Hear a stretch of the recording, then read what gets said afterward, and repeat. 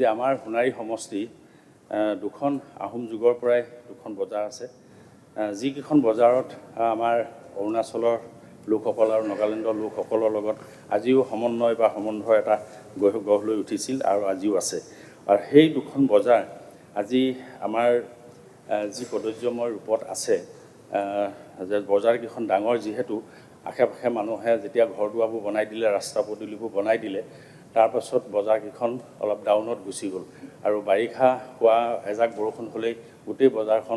বজাৰকেইখন বুৰি থাকে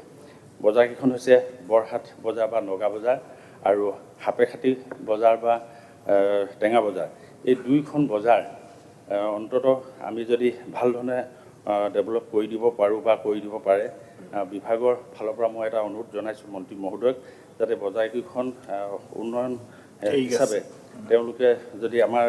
মন্ত্ৰী মহোদয় উন্নয়ন সাধিবৰ কাৰণে কিবা ব্যৱস্থা কৰি দিব পাৰে তাৰ প্ৰতি মই মন্ত্ৰী মহোদয়ক বিশেষভাৱে অনুৰোধ জনাইছোঁ আৰু অকল অলপ সোনকালে বাৰিষা আগতে কৰি দিলে ভাল হ'ব বুলি অনাৰেবল মিনিষ্টাৰ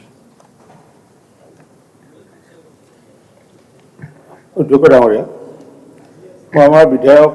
ধৰ্মেশ্বৰ কোঁৱৰ ডাঙৰীয়াক মই আন্তৰিক ধন্যবাদ জনাইছোঁ কাৰণ সাধাৰণতে বিধায়কসকলে বা আমি ৰাস্তা ঘাটৰ কথাই কওঁ কিন্তু দুখন বজাৰ সৰু বজাৰ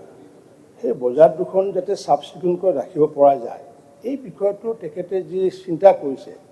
বা যি সদনত যি প্ৰশ্ন আনিছে মই ভাবোঁ এনেকুৱা চিন্তাৰ হ'লে কাৰণ যিহেতু আমি গ্ৰাম্য জনজীৱনৰ লগত জড়িত আৰু গাঁও অঞ্চলত থকা প্ৰতিখন বজাৰ যদি চাফ চিকুণকৈ আমি ৰাখিব পাৰোঁ নিশ্চিত ৰূপত অসমৰ এখন চিত্ৰ এখন তাত ওলাই পৰে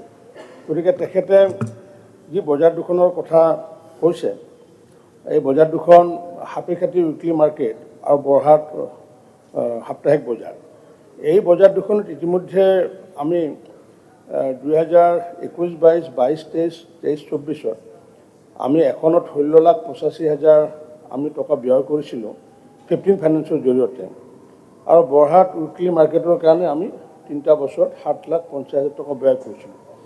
কিন্তু আমি চিঅ'ৰ লগত জিলা পৰিষদৰ মুখ্য কাৰ্যবাহীৰ লগত কথা পাতিছিলোঁ মূলগতভাৱে তাৰ মূল যিটো সমস্যা সেইটো হৈছে ড্ৰেইনেজ ছিষ্টেম নথকাৰ বাবে বোকাময় অৱস্থা হৈ থাকে একেবাৰে লেতেৰা অৱস্থা হয় আৰু যাৰ কাৰণে ইতিমধ্যে মই আমাৰ জিলা পৰিষদৰ চিঅ'ক ইতিমধ্যে নিৰ্দেশ দিছোঁ যে আগন্তুক দিনত MGNৰেগাৰ জৰিয়তে তাত যাতে কেঁচা ড্ৰেইন হ'লেও যাতে খান্দিব পৰা যায় আৰু আমাৰ 24-25 যিটো আমাৰ 15 ফাইনেন্সৰ ফাণ্ড আহিব তাত যদি আমি পকী ড্ৰেইন কৰিব পাৰোঁ তাৰ কাৰণে ইতিমধ্যে মই চিঅ'ক মই নিৰ্দেশ দিছোঁ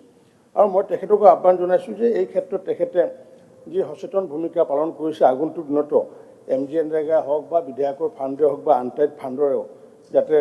তেওঁলোকে অলপ সহায় কৰি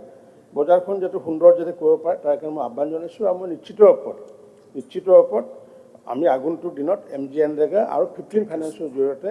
তাত পানী নিষ্কাশনৰ ব্যৱস্থা কৰাৰ কাৰণে ইতিমধ্যে মই নিৰ্দেশ প্ৰদান কৰিছোঁ থেংক ইউ